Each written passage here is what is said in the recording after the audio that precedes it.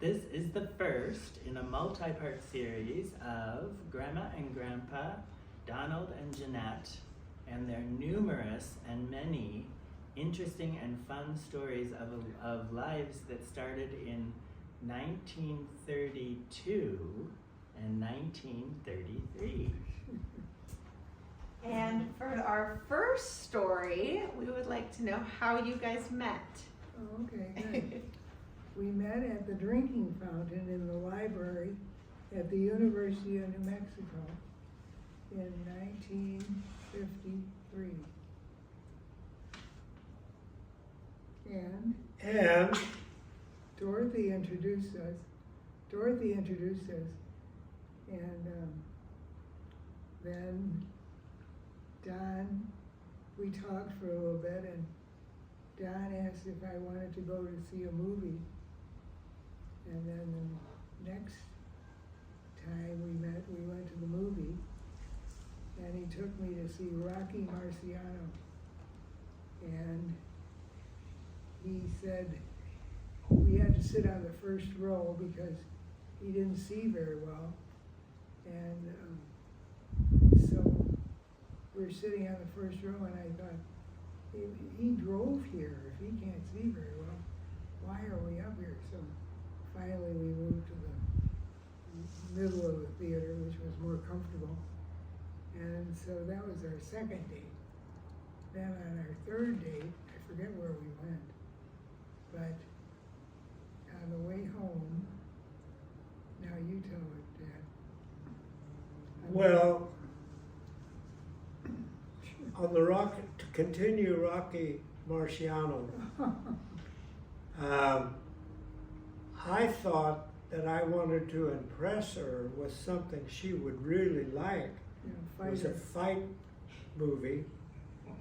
And so then when we got to the movie, I said, I usually sit in the front row, and of course she was shocked, and that was a put on. I was really suffering in the front row. So I finally gave up, and I said, well, this is a little too close. Why don't we move back? So we moved back a good bit. And that was my way of saying to her, I know a lot about a lot of things, and I'm going to pick the one I think you will like, and that's a fight movie.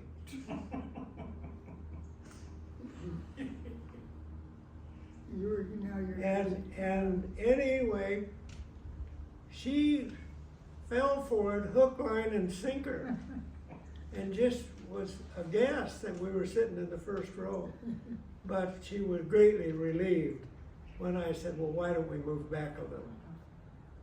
All right, now we're on the third date, and I don't remember where we went. So, and then remember, you took me home, and Dorothy and I we were staying at Jean's house, and so go ahead.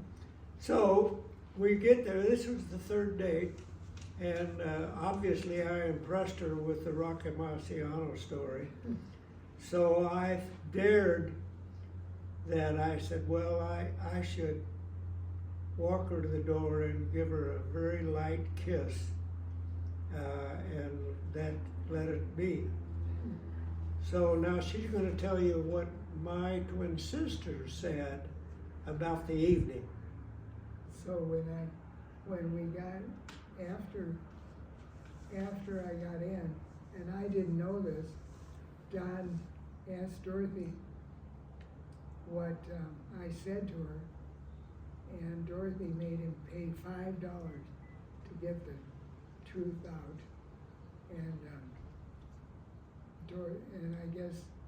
I guess I had said, you have a very nice brother, and so. And then she went on and on, but oh, no. Understand this is. That was worth $5. So I had to pay $5 for this, and you may think, well, $5 not so much, but that's almost 70 years ago. Right. So So anyway, that was a lot of money. And the only thing I really remember, when I walked her up to the door, obviously I figured I'd impressed her. So I gave her a little kiss at the car, and all I remember is from the car to the front door, she was floating on wings. She barely took a step in the first 70 yards. Right. She just flew into the house to tell This is my Dad. twin sisters that that was wonderful. And that's all I wanted to hear from Dorothy. It was worth $5. Yeah. And, yeah, but that's his version of it. And then when we really, the time we met was at the water fountain Right. in New Mexico. Albuquerque.